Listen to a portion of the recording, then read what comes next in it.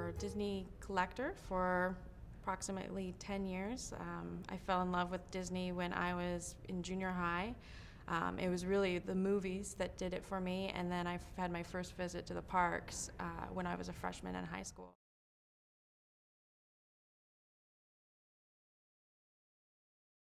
So PODMs, which is short for a piece of Disney movies, is a pin series that Disney started releasing in January of 2011 and continued one release per month through December of 2012. And what makes them so special is that they actually contain a 35 millimeter frame from a Disney animated film or short. And that is unlike anything Disney has ever done. They did have a series that was a piece of history, which contained pieces from rides within the parks, but this is the first one they've done that was related to the films themselves.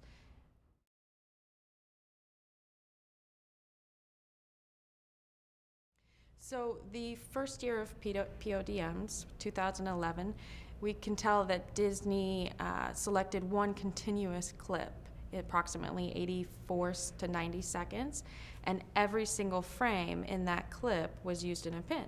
The problem with that was that in animation you sometimes have frames that contain maybe no characters or characters from less flattering angles. So some of the frames that went into the pins are far less desirable than others. In the second year, 2012, they did make that correction. It is apparent that they either selected longer clips or took sections from various points in the movie and tossed out the frames that were not quite as desirable. Now, with animation, it moves at 24 frames per second. So if the action is fast or the duration is short, you can have very rare frames contained in these pins. And in general, the more characters that are in the frame, the more desirable the pin is.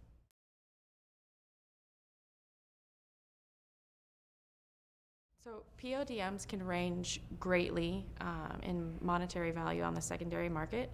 They can go anywhere from cost or slightly below cost to hundreds of dollars. There's been several sales in the $400, $500 range, and it really is the frame that is in the pin that makes the value fluctuate so greatly. The movie itself is also an indicator of the value. Less popular movies such as Jungle Book, they don't have as big of a following, so they don't command the high prices that, say, Tangled pins would bring.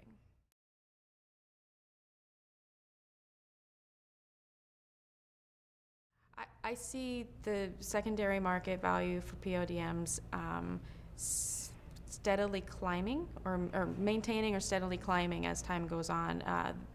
With any pin series, as time goes on, they find their way into people's core collections, and they don't hit the market as frequently as they do right after releases. So it's going to become harder and harder to track down those highly coveted scenes as time continues, and especially if Disney decides to come back with another series in maybe 2014.